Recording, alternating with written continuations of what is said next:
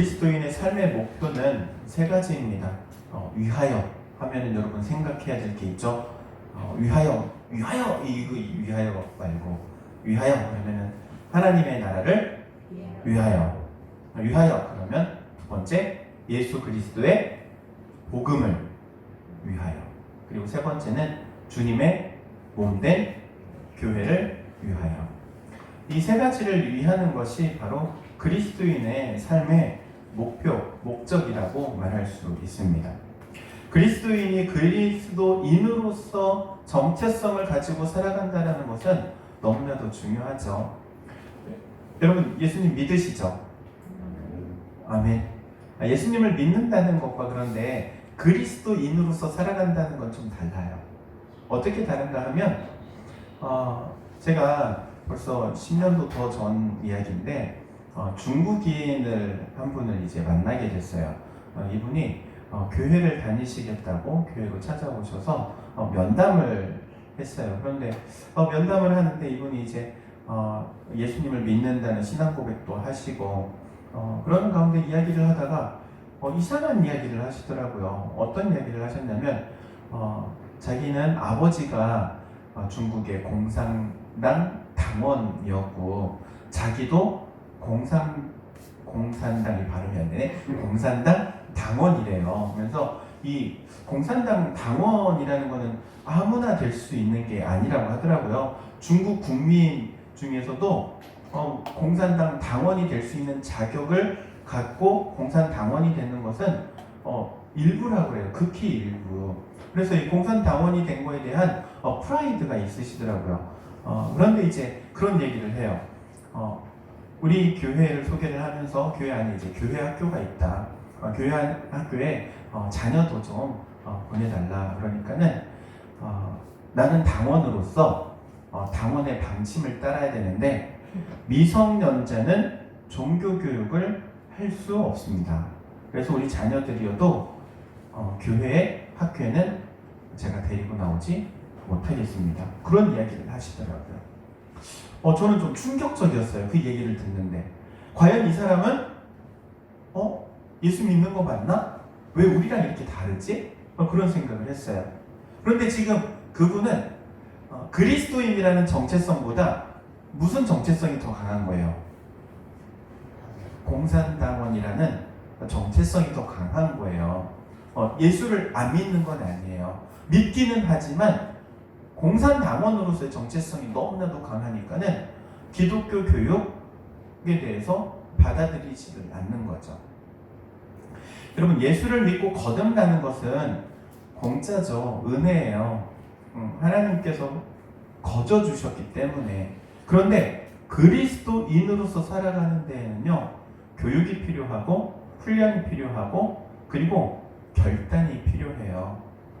그래서 단순히 예수 믿는 사람을 다 그리스도인이라고 말하지 않았어요. 성경에도 보면은요 초대 이 교회 가운데 안디옥 교회에서 예수님 닮은 모습을 드러내니까는 세상 사람들이 그들을 가리켜서 저는 그리스도인이다. 그리스도를 닮았다고 해서 그리스도인이라고 칭했던 거예요. 단순히 예수 믿었기 때문에 그리스도인이라고 칭한 게 아니라 예수님을 닮은 삶을 살아가는 모습을 보고 그리스도인이라고 칭했다는 거죠. 여러분 그렇기 때문에 우리는 항상 이걸 생각해야 돼요. 예수 믿는 우리가 예수님 믿는 사람답게 살아가야 한다는 사실, 그리스도인이라는 이름값에 맞춰서 살아가야 한다는 사실을 항상 기억해야 합니다. 그리고 또한 그렇게 되기 위해서 우리는 하나님의 은혜가 필요한 거고 하나님의 능력이 필요한 거예요. 그리고 그렇게 그리스도인으로 살기 위해서 하나님에 대해서 더 자세히 알아야 할 필요성이 있는 것이죠. 오늘 본문 말씀은 우리가 믿는 하나님이 어떠한 분인지에 대해서 세 가지를 말씀해요. 첫 번째는 우리와 함께 하시는 하나님이시래요. 우리 안에 계신다고 말씀하시는데 여기에서 우리라는 것은 공동체를 말합니다. 즉 교회 공동체를 말하죠. 교회 공동체 가운데 함께 하신다고 말씀하고 계십니다. 여기에서 우리는 교회에 대한 정의를 다시 한번 해보아야 할 필요가 있어요. 하나님께서는 주님의 몸된 교회를 통해서 일하시죠. 그리고 교회를 통해서 전도도 하시고 선교도 하시고 사회 봉사도 하시고 예배도 하게 하시고, 하나님께서는 교회를 통해서 모든 것을 하십니다. 왜냐하면 교회는 주님의 몸이기 때문에 그렇죠. 주님을 머리로 세우고 그리고 몸으로서의 교회가 해야 할 역할, 그것을 감당하는 것이죠. 그렇기 때문에 교회는 항상 머리 대신 예수님을 따라야 해요. 누구를 따라야 된다고요? 예수님을 따라야 해요. 오늘날 세상 사람들한테 교회가 지탄받는 가장 큰 이유는 예수님하고 따라놀기 때문에 그래요. 예수님의 가르침하고 반대로 살아가는 모습들을 보이기 때문에 세상 사람들은 교회를 가리켜서, 예수 믿는 사람들을 가리켜서 험한 욕설을 하죠. 하나님의 뜻이 어디에 있는지 우리는 항상 구해야 합니다. 그런데 여러분, 하나님의 뜻이 어디에 있는지 여러분 아십니까? 뭐 이렇게 막막하게 물어보면 대답하는 여러분도 막막할 거예요. 하나님의 뜻은요, 그때에, 그리고 그 상황에, 그리고 그 교회에 따라서 바뀔 수 있어요. 예를 한번 들어볼게요. 연말에 결산을 하면서 재직회를 합니다. 교회가 이제 재직회를 결산을 딱 하는데 보니까는 1년 동안 성도들이 헌금을 많이 해주셔가지고 이게 웬걸 예산이 남았어요. 생각했던 것보다 많은 헌금이 들어와서, 그럼 이 남은 헌금을 과연 이제 어떻게 할 것인가? 의견이 분분하지만 크게 두 개로 말할 수 있어요. 첫 번째는 이렇게 이야기할 겁니다. 이것을 저축을 해놨다가 나중에 또 혹시 부족하거나 필요한 곳이 있으면 사용을 합시다. 이 말 맞아요? 틀려요? 그럼 뭐 다 써요? 어떻게 할까? 저축을 하는 거 맞는 말이죠. 그렇지 않습니까? 지금은 풍년이지만 언제 또 흉년이 올지 알 수 없기 때문에 흉년을 대비하는 마음으로 저축할 수 있죠. 맞는 말이에요. 그런데 또 다른 한 부류에서는 이렇게 이야기합니다. 하나님께서 우리에게 풍성하게 주신 것은 이것을 종잣씨 삼아서 또다시 심으라고. 하나님의 것이기 때문에 하나님을 위해서 흘려보내면 또 하나님께서 채워주실 것입니다. 여러분, 틀린 말이에요? 맞는 말이에요? 맞는 말이죠. 그렇지 않습니까? 하나님 나라를 위해서 심어야 하나님께서도 풍족하게 거두게 하시는 것이죠. 교회는요, 분란이 일어나고 싸움이 일어날 때 맞고 틀리는 문제 가지고 분란이 일어나거나 싸우지 않아요. 똑같은 맞는 말 가지고 싸워요. 그리고 맞는 말 때문에 갈라져요. 그렇잖아요. 저축한다, 이 말도 맞잖아요. 그쵸? 흘려보낸다, 이 말도 맞잖아요. 문제는 그 둘이 싸우니까 문제라는 거예요. 교회가 전혀 틀린 걸 가지고 의견을 대립하지 않아요. 맞는 말 가지고 대립하죠. 그러면 그렇게 대립하고 싸우면 어떻게 될까요? 오히려 하나님의 영광을 가리게 되는 것이 되겠죠. 이런 문제 말고도 또 다른 문제도 있어요. 이번에 저희 교회도 제가 그냥 결정하고 진행을 하는 거긴 하지만 제가 목 디스크 때문에 우리 어르신들이 많이 우려를 해요. 그리고 이제 수련회에 대해서 그냥 제가 가겠습니다 그리고 지금 가는 건데 어르신들은 또 걱정할 수 있어요. 아니, 몸이나 회복하고 가든지, 가까운 데 가는 것도 아니고 교회에서 하는 것도 아니고 서울까지 멀리 그렇게 다녀오는 거에 대해서 걱정되죠. 되지 않겠습니까? 걱정되죠. 목사가 부대는데 애들 인솔해서 갔다 오겠다는 거 걱정이 되죠. 마음속으로는 수련회를 꼭 해야 하나? 라고 생각하실 수도 있어요. 물론 그것도 맞는 생각이에요. 저도 고민 많이 했어요. 수련회를 가야 되나 말아야 하나. 처음 수련회를 시작할 때는 수련회를 갈까? 라는 생각으로 시작을 했어요. 4월 달에 병원에 입원했을 때. 그리고 나서 일단은 계획이나 짜보자.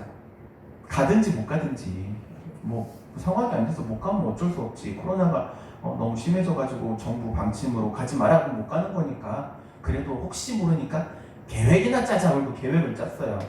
계획을 짜고 예산도 한번 이렇게 내보고, 예산을 내보니까는 말도 안 되더라고요. 그래서 이거 가겠나 그랬어. 처음에는 저희 집사람하고 상의를 하면서 아이고 갈 수 있겠나? 근데 가게 됐네요. 말도 안 되게 말도 안 되는 상황이 말도 안 되게 이루어졌어요. 그래서 저는 그 생각을 해요. 하나님께서 우리 아이들에게 이 수련회를 통해서 은혜 주시려고 하시는구나. 만약에 이 문제를 놓고 제가 결정하지 않고 우리 성도들한테 막 의견을 물어봤으면 아마 이 문제 가지고 싸웠을 수도 있어요. 근데 그냥 제가 결정했어요. 하나님께서 원하시는 것 같아서. 어찌되었든 문제는요, 하나님의 뜻이 흑백 논리처럼 구분되지 않는다는 게 문제예요. 흑이면 흑, 백이면 백, 딱 한눈에 봐가지고 알 수 있으면 너무 좋은데 아리까리해요. 목사인 저도 헷갈려요. 뭐 아니면 또 이러면 좋은데 그렇지 않습니다. 이쪽 들어보면 이쪽 말이 맞는 것 같고요, 저쪽 들어보면 저쪽 말이 맞는 것 같아요. 그래서 힘들어요. 구분하는 게, 분별하는 게 쉽지 않은 문제이기 때문이죠. 그래서 하나님의 뜻을 분별하기 위해서는요, 세 가지 기준이 있어요. 첫 번째는 하나님의 음성을 들어야 한다는 기준이에요. 하나님의 말씀으로부터 시작을 했느냐. 모든 일을 시작을 할 때 기도로 준비하는 이유가 무엇이냐면은 하나님의 음성을 듣기 위해서예요. 하나님께서 무엇을 준비하고 계획하시고 실행하길 원하시는지 그것을 알기 위해서 기도하는 거죠. 그리고 하나님께서 말씀을 주셔요. 성령에 감동하셔요. 그때 비로소 여기에 하나님의 뜻이 있구나 라는 것을 확신하게 되죠. 저도 수련회를 준비하면서 하나님께서 이런 말씀을 주시더라고요. 내가 새 일을 행하리니. 새 일을 행하신대요. 그래서 새 일을? 목 아파 죽겠는데 뭔 새 일을 행하신대. 난 쉬어야 되는데 웬 새 일을 행하지? 생각해보니까 작년에 수련회 안 했잖아요. 그래서 올해는 그래서 새 일을 행하신다는 게 우리 아이들을 위해서 새 일을 행하시려나 보다. 그렇게 생각하게 되었어요. 그리고 나서 첫 번째는 하나님의 음성을 듣는다면 두 번째는 교회의 질서를 따라야 해요. 교회의 질서. 교회는 하나님께서 이 땅 가운데 세워주신 조직체예요. 조직체. 유기적인 조직체. 그래서 교회는 무언가 일을 하거나 그리고 섬기거나 사역하거나 모든 것들을 할 때 유기적으로 함께 도와서 협력해서 나아가는 거예요. 독불장군처럼 혼자 하지 않아요. 만약에 독불장군처럼 혼자 한다면 교회라는 조직을 세우지도 않았을 거예요. 함께 연합하라고, 협력하라고 교회를 세워주신 것이죠. 그리고 이제 교회마다 좀 특징이 있기는 합니다. 다르죠. 그러나 우리 교회는 장로교에 속하죠. 대한예수교 장로회라고 하는데 장로교라고 흔히들 말하죠.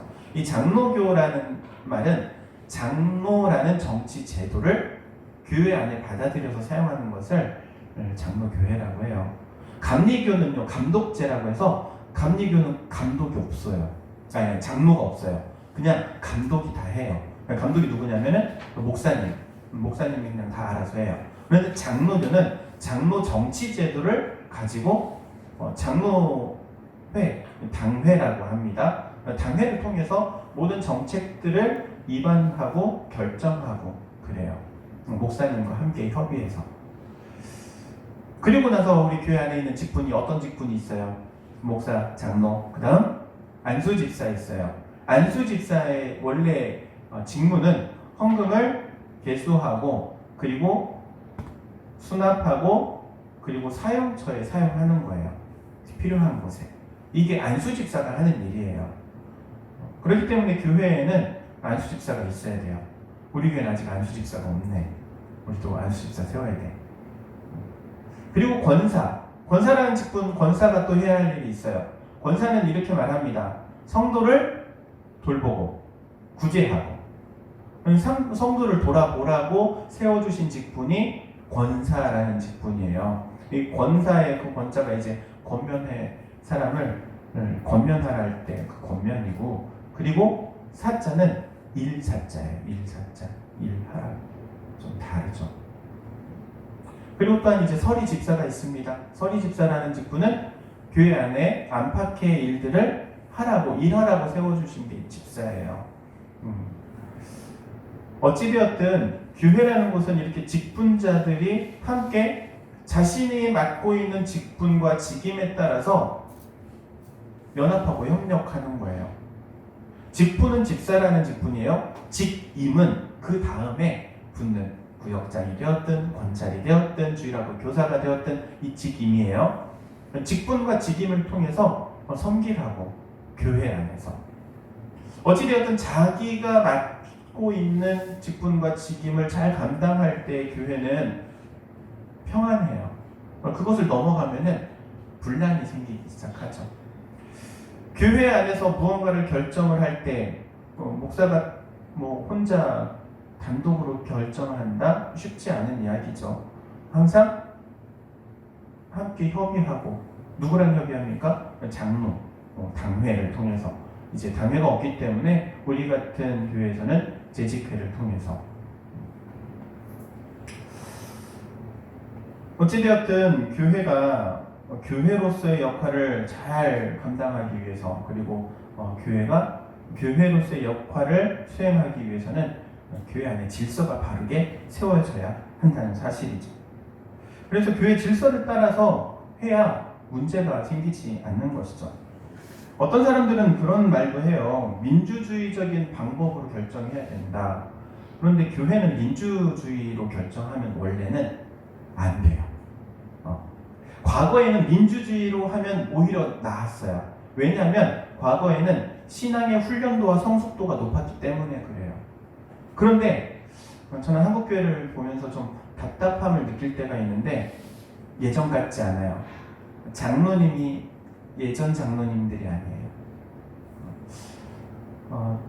어떤 장로님이 저를 찾아와가지고 이런 얘기를 하더라고요. 우리 교회도 이제 강단보를 이렇게 해놨잖아요. 강단보의 보는 교회 절기에 맞춰서 색깔이 바뀌어요. 녹색만 있는 거 아닙니다. 붉은색, 성령강림절 같은 때 붉은색으로 바뀌고요. 그리고 이제 대림절이 되거나 사순절이 되면 보라색으로 바뀌고요. 그리고 축하하는 절기에는 흰색으로 바뀌어요. 이게 색깔이 바뀌는데, 장로님이 하루는 저를 찾아와가지고 그런 얘기를 하더라고요. 아니 목사님, 혹시 그때 새누리당이었을 때요. 새누리당, 지금은 국민의힘인데, 새누리당 목사님 새누리당입니까? 그러더라고요. 그래서 아니 그 무슨 소리예요? 웬 정치적인 이야기 교회에서 하면 안 되는데.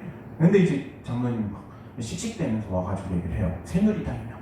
아니 목사님 새누리당이야? 그래서 도대체 왜 그럽니까? 그랬더니 이 스토리 빨간색이고 이 목사님 가운에다가 스토를 했는데 빨간색. 그날 이제 성령 강림절이었는데 성령 강림절에 빨간색을 하는 건데, 이분은 그 새누리당 색깔로 알고 찾아와가지고 따진 거예요. 장로님이. 서리 집사가 와서 따졌으면 전 이해하고 넘어갈 것 같은데, 장로님 그렇게 얘기하는데 그 얘기를 듣는 순간 우리 한국교회 현 주소구나 싶더라고요. 교회가 전통이 없어졌어요. 신앙적 전통. 제가 가운 안 입잖아요. 주일날 설교할 때도 가운 안 입는 이유가 있어요. 그냥 안 입는 거 아닙니다. 일부러 안 입는 거예요. 물론 입을 수 있어요. 좀 더워서 문제지. 입을 수는 있지만 입지 않습니다. 다 이유가 있어요. 입지 않는 이유가. 교회가 전통을 따지고 허례허식을 따지기 시작하면, 그리고 예전을 강조하면 가운을 입거나 이쪽으로 가요. 그런데 그거보다는 개혁이라고 말하기는 좀 어렵지만 성도들과 목사하고 성도하고 격이 없어야 되기 때문에 일부러 가운을 저는 입지 않는 거예요. 제가 이런 말 하잖아요. 목사인 저나 여러분이나 다 똑같다고. 틀린 건 직분이 틀릴 뿐이에요. 그리고 그 직분에 따라서 맡은 역할이 다른 것 뿐이에요. 목사님이니까는 더 이런 거 아니에요. 만약에 여러분이 느낄 때 목사님이 정말 거룩 이렇게 느껴진다면 여러분이 거룩하게 사시기 바랍니다. 그럼 저랑 똑같아질 거 아니에요. 그쵸? 어찌되었든 그런 문제들, 교회 안에 신앙의 수준이 올라가야지만이 다수결이 제대로 작동이 되는 거예요. 그렇지 않겠습니까? 신앙에 대해서 잘 몰라. 교회 전통에 대해서도 잘 몰라. 잘 모르는데 그냥 내가 듣기에 좋고 생각하기 편하니까는 찬성표를 던지거나 혹은 반대표를 던지거나 문제가 생기게 된다는 거죠. 그래서 여러분의 신앙의 수준을 높여야 합니다. 신앙의 수준을 높였을 때에 교회 안에 다수결이 되어도 문제가 일어나지 않는 거예요. 그런데 신앙적 수준이 안 되는 상태에서 다수결은 교회 문제가 생겨요. 일례로 서울 경기도권에 있었던, 벌써 이것도 한 10년 전 얘기입니다. 한참 유행했던 사건 중에 하나입니다. 한 사람이 교회를 등록을 해서 들어와요. 이 사람이 열심히 전도를 해가지고 처음에 한 20명 모이던 교회인데 50명, 60명이 됐어요. 5, 60명이 됐어요. 와, 얼마나 놀라운 역사예요. 그쵸? 20명 정도 모이던 교회가 5, 60명이 됐으니까. 그런데 그 5, 60명, 그러니까 전도해온 그 40명이 어떤 사람들이었냐면은 신천지 함께 서로 짜고 치는 거예요. 개척교회에 들어와가지고 과반 이상이 되니까는 목사님을 내보낼 수 있는 거예요. 교단도 바꿀 수 있는 거고 장로가 없는 상태니까. 그렇게 해서 넘어간 교회들이 엄청 많아요. 그게 신천지 용어로는 산 옮기기 전략이라는 전략이었어요. 이게 10년 전에. 근데 그게 가능했던 이유가 뭐냐면은 교회 다니는 사람이 잘 몰라요. 이단들이 말하는 거를 분별을 못해서 이단이 말하는데 다 넘어가요. 그래가지고 그냥 그 이단이 말하는 대로 그냥 그대로 따라가다 보니까는 교회가 이단으로 넘어가게 되는 거예요. 그것도 통째로. 그런 일들이 많았어요. 되게 신박했어요. 특히 안산 지역. 어찌되었든 여러분, 그렇기 때문에 그리스도인들은 신앙의 수준을 높여야 됩니다. 높이시기를 주 이름으로 권면합니다. 그러기 위해서 개인적인 성경 보는 시간도 필요하고 큐티하는 시간도 필요하고요. 그리고 성경 공부하는 시간도 필요해요. 그리고 이제 세 번째는 세상의 모범이 되어야 합니다. 우리끼리만 좋아서는 안 돼요. 우리끼리 좋다고 결정했는데 세상 사람들이 손가락질해요. 그럼 문제이지 않겠습니까? 예를 들을게요. 서울에 있는 명성교회. 아들 목사님이 물려받는 거에 대해서 세상 사람들이 다 손가락질 하잖아요. 근데 교회 법으로는 문제가 없어. 법으로는 문제가 없어요. 그리고 그 교회 안에 있는 항존직들은 오히려 환영해요. 아니, 우리가 원하는 목사님을 우리가 담임 목사님으로 세우겠다는데 왜 니들이 난리야 그래요. 근데 세상에서는 덕이 안 되죠. 오히려 전도의 문을 막게 되고 복음을 전하는데 방해가 되어버렸어요. 그래서 하나님의 뜻을 구분할 때 이 세 가지를 항상 기억해야 합니다. 첫 번째, 하나님의 음성. 두 번째, 교회의 질서. 세 번째, 세상에 덕이 되느냐.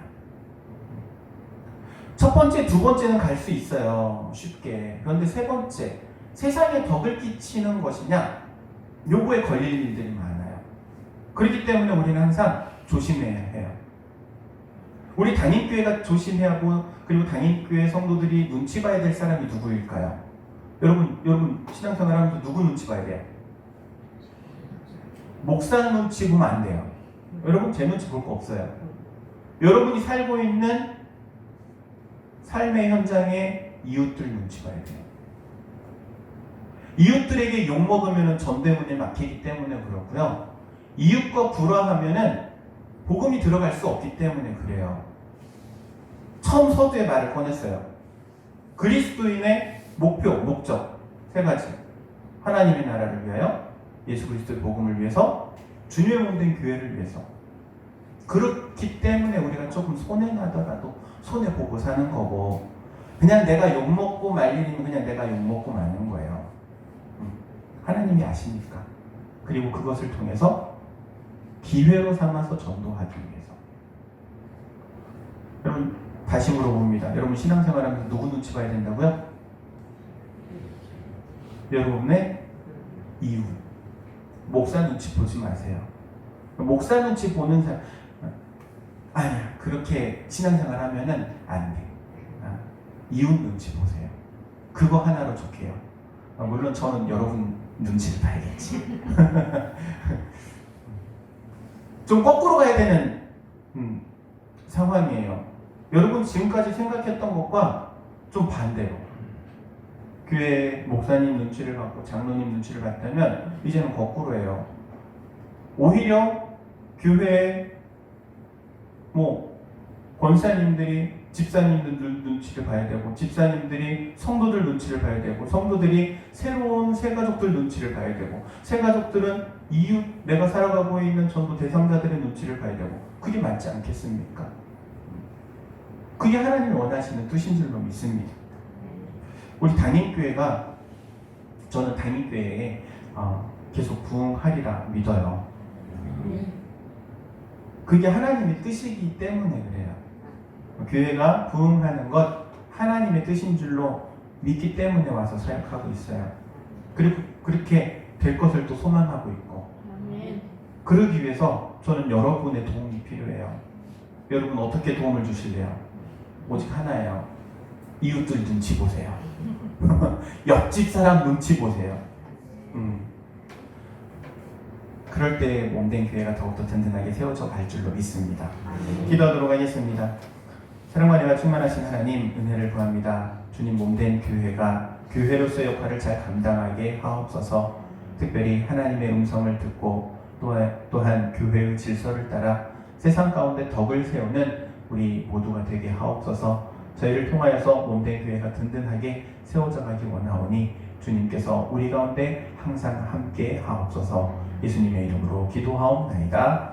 아멘.